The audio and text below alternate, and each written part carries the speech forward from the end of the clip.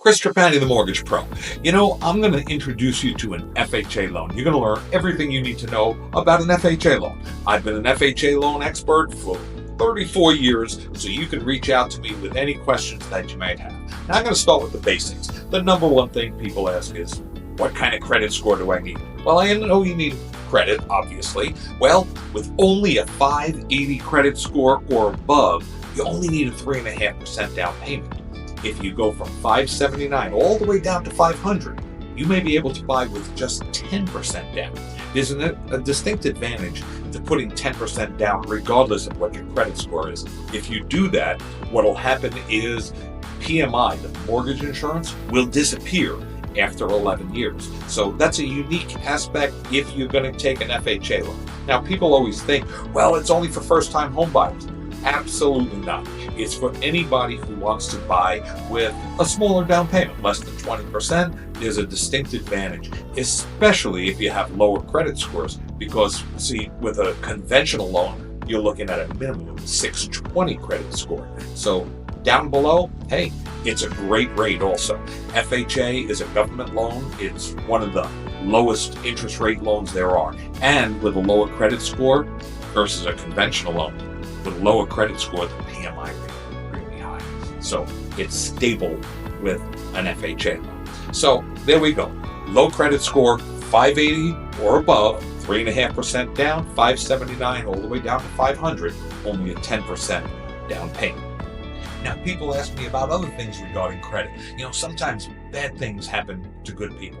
If you've had a bankruptcy on a conventional loan, it's 4 years. It's only 2 years from the date of the discharge for an FHA loan. So you can get restarted again, start buying a house and get where you need to be. One of the reasons I tell people you have to buy a home is children of homeowners score 7 points higher in English and 9 points higher in math. We don't know why, but they do if they're homeowners versus renters. I'm not saying that if you're renters, your kids are dumb. That's not what I'm saying at all. You can Google this. Advantages to children of homeownership. Now, if you've had another bad occurrence, maybe even a foreclosure, it's 7 years on a conventional loan, but it's only 3 years on an FHA loan. It's the greatest loan to get you started. Now, people ask about work history. You have to have a 2-year work history. It doesn't matter if it's the same job or you've had a couple of jobs, that's okay. But if you're 18 and you just got your job and you're 19 years old and you only have a 1-year work history, that doesn't work. We just need 2 years in a short period of time that you've worked. Now, the exception to this is if you have some kind of degree, maybe a college degree or something like that. I did a loan for a nurse. She had never had a job before. She got her first job as an RN. She fit college, and one pay stub, we funded it. So basically what happens is the education can serve in lieu of the actual experience on the job. So that's what we need. Now, we're obviously going to need documentation. We need proof of income. If there's no abouts in the mortgage business, it doesn't matter what loan you're talking about. But we need proof of income. How do we do that? Usually with 2 years income taxes. Sometimes we don't need the taxes. 2 years W-2s. If you're a salaried position, we won't need the taxes. We just need that. We also need 1 month's pay stubs, and we're going to send out a verification of employment form to actually verify what your income is according to your job. Why is that important? Because sometimes people get bonuses, and there's ways we have to calculate that. It's based on a 2-year history. We're going to average it. Maybe you make overtime. Again, a 2-year history. We're going to average it. And your employer has those exact numbers. They fill out the form, they send it to us, and then we're good. So it's pretty easy. Now, if you're self-employed, we're also going to need 2 years taxes. But it's what you pay taxes on to determine what your income is. So a lot of times people say, hey, Chris, I literally had somebody say, Chris, I made $302,000 last year. Fantastic. That's easy, right? And they come to me and their accountant wrote off $301,000 in expenses. What are you going to buy with $1,000 per year in income? Nothing. You don't qualify. So it's all based on the average of 2 years of how much you pay taxes on what your profit is if you're self-employed. Now, we have the down payment. We're going to need 2 months of bank statements to show where the money is, where it comes from. 401k is acceptable. We also accept gifts. We gift from grandma. I wish I had grandma like that to give me some money, but it happens all the time. Mom, dad, different scenarios we can get gifted. Hey, it doesn't have to be all for one person. I once did a loan for a family where 8 brothers and sisters. One of the brothers had saved some money, and all the rest of the brothers and sisters gifted him $1,000 each to buy a house. I mean, that's a really cool thing. So I'm just trying to make you think outside the box. There's a lot of ways to come up with the money. Cash is not acceptable. $100 bills in the mattress does not count. If you have cash, there's ways to do it, but you got to call us, and we'll help you figure out the legal and legitimate way to do it so that we can prove everything we do has to be proven. We're obviously going to run your credit report, and we're going to ask you things like how long are you going to live in the house?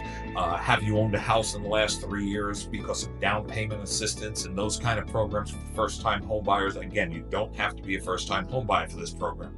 Now, people often think that first-time home buyers, I'm a first-time home buyer, and they think there's some fairy sprinkling money on people because they happen to own a home. That it doesn't work that way.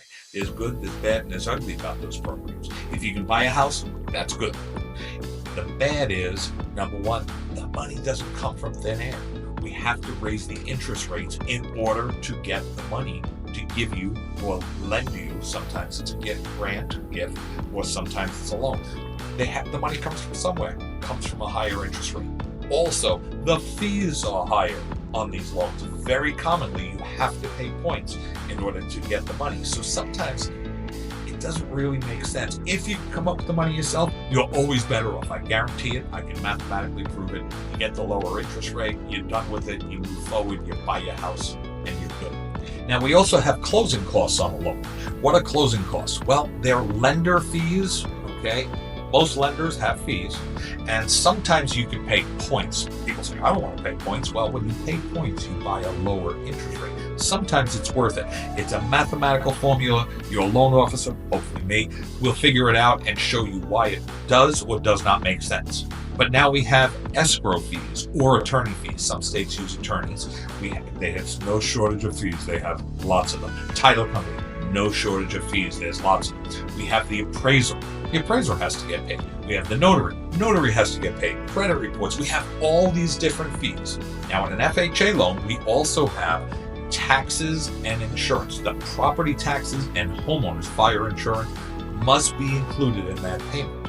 Now, in order to do that, it depends, and every county and state is different, but if the taxes are due in November, they're going to need X amount of taxes up front to be able to pay that in November. And if your homeowner's insurance, every year you have to have enough money to pay for it. You got to pay 1 year up front in closing costs, and then maybe a month or two so that when a year comes around and time to pay it again, they have the money to pay it. That is a requirement with all FHA loans. You cannot waive the taxes and insurance to pay them separately on an FHA. So it's a simple loan.